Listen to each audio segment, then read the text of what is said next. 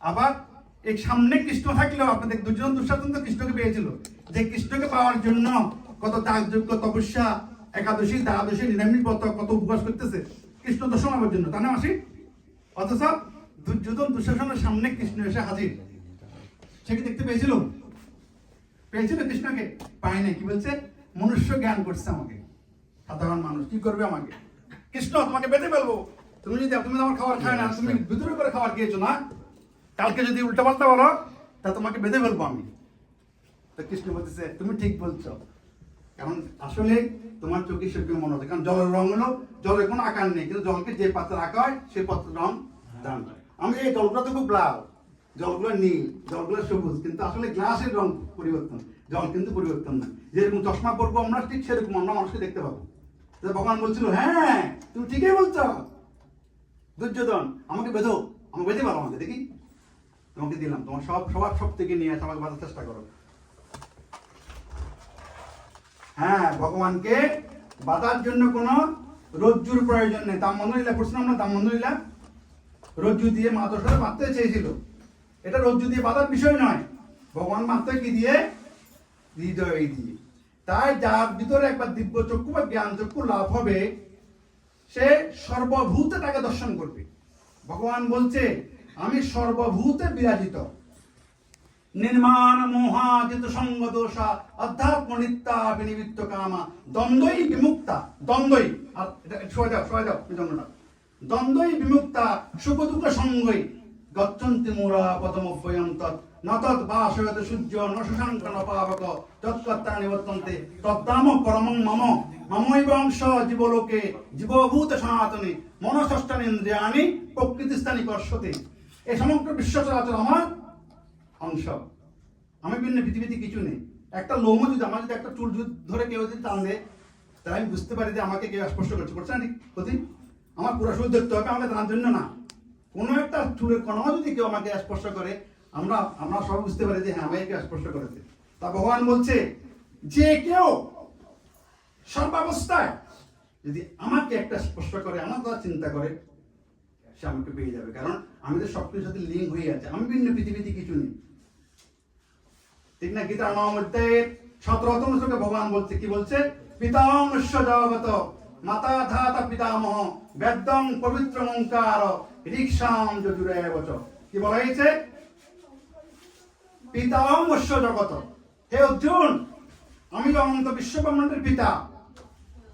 9 অধ্যায় 17তম শ্লোকে পিতামস্য জগত মাতা ধাতা পিতামহ, আমি মাতা আর পিতামহ, বেদং পবিত্র ওঙ্কার, আমি চতুর্বেদ, আমি ওঙ্কার, বেদং পিতামস্য জগত মাতা ধাতা পিতামহ বেদং পবিত্র ওঙ্কার ঋক্ষাম যজুরেবচ।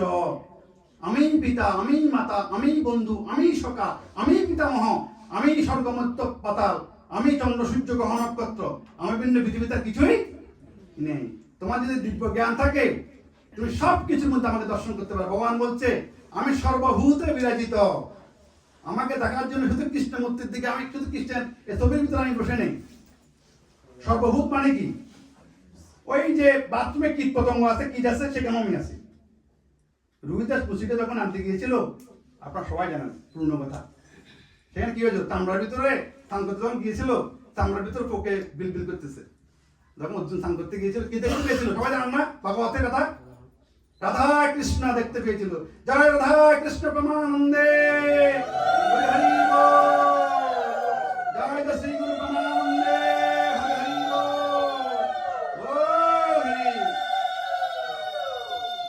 ভগবান নিজেই কৃপা করে এটা করেছেন যে দেখো আমাকে দেখার জন্য শুধু কৃষ্ণের মূর্তির ভিতরে আমি বসে নেই, রাধার মূর্তির ভিতরে বসে নেই, আমি পিতা হো, মাতা হো, বন্ধু হো, সখা হো।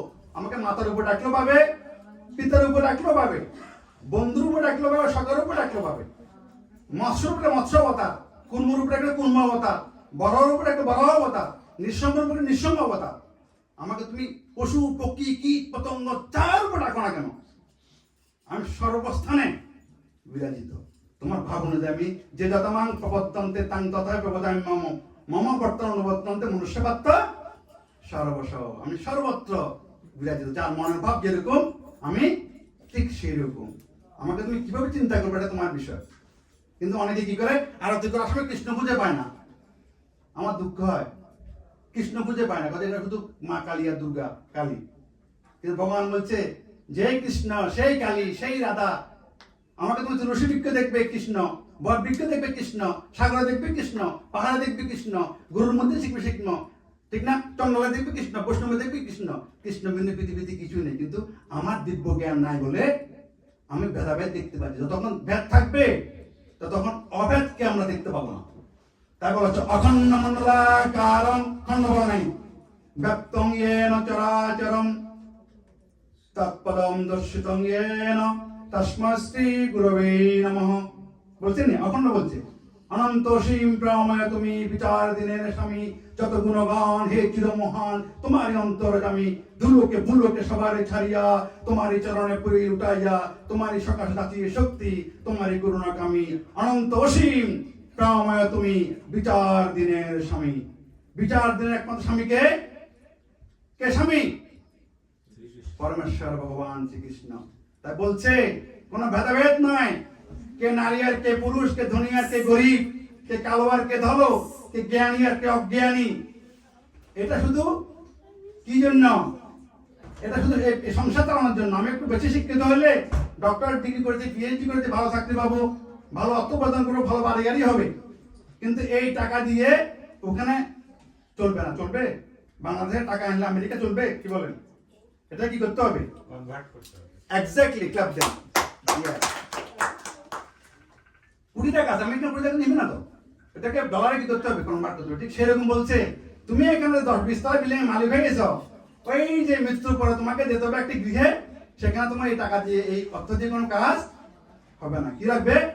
গুরু কৃপা, একমাত্র কৃষ্ণ ধন লাগবে। তাই আসুন, কোনো ভেদাভেদ নয়, ভগবানের কাছে শুধু এটুকু প্রার্থনা করি, হে গোবিন্দ, হে আমাদের আদি গোবিন্দ, আমাদের অজ্ঞানতা দূর করো। দুর্লভ মানব জন্ম পেয়েছি, এই মানব জন্ম পাবো, এটা কোনো নিশ্চয়তা নেই। আবার কোন জন্মে যে আমি কি আবার নারী হই না পুরুষ হই, ধনী হই না গরিব হই, কে বলতে পারে না? পারে না। তাই বলছে কি, অনন্য চিন্তন তোমাং যোজনা পুরী উপাসতে তেষাং নিত্য বিদুক্তানাং যোগক্ষেমং ভয়মম। অনন্য চিন্তা করে যে আমার নাম স্মরণ করবে, সে আমাকে পাবে। কোনো ভেদাভেদ নয়, কোনো বর্ণবাদ, গুরুবাদ, ব্রাহ্মণ্যবাদ, গোত্রবাদ, বৈষ্ণববাদ কিছুই নয়। আমরা সবাই মানুষ, সকলের ভিতরে একই শিব বিরাজ করতেছে। এই জ্ঞান করে সবাইকে যে ভালোবাসতে পারে, তৃতীয় প্রেমের পুণ্য বাঁধনে যবে মিলি পরস্পরে, স্বর্গ আসিয়া দাঁড়ায় তখন আমাদেরই কুড়ি ঘরে। তাই ভগবান গীতায় বারবার বলে দিয়েছেন, অদষ্টা সর্বভূতানি মুত্র করুণায় বচ নির্মম নিরহংকার সমদুঃখ শোকমি সন্তুষ্ট শততং যোগী তৎনা জীর্ণোচ্চয় ময়ূর পীত মন বুদ্ধি যমদ ভক্ত সময় প্রিয়। বলছে কাউকে দেশ করো না, কাউকে হিংসা করো না, সব অবস্থায় ভালো থাকার চেষ্টা করো, ঠিক না? দুঃখে সমুদ্বিগ্ন মনা সুখে সুবিগত স্ত্রীহ ভীত রাগ ভয় ক্রোধ সিদ্ধি মনে উচ্চতে। সুখ দুঃখ লাভ অলাভ জয় পরাজয় এগুলো মানব জীবনে আসবে এবং যাবে। কৈশোরকাল, শিশুকাল, কৈশোরকাল, যৌবনকাল যেভাবে আসে, বার্ধক্য সেভাবে আসে, মৃত্যু সেভাবে আসে। তুমি তাকে কি করো? বরণ করে নাও। মৃত্যু হয় কিসে? বাসাংশু জীর্ণানি যত বিহায় নবানি গৃহ্ণাতি নরপরাণি তথা শয়্যানি বিহায় জীর্ণানি অন্যানি সংঘাতি নবানি দেহি। মৃত্যু হয় দেহে, আত্মার কোনো মৃত্যু নেই। আছে? চাতুর্য হি ধ্রুব মৃত্যু ধ্রুবং জন্ম মৃত্যুস্য তস্মাৎ পরিহার্যতে নতম সুস্থিত রহস্যি।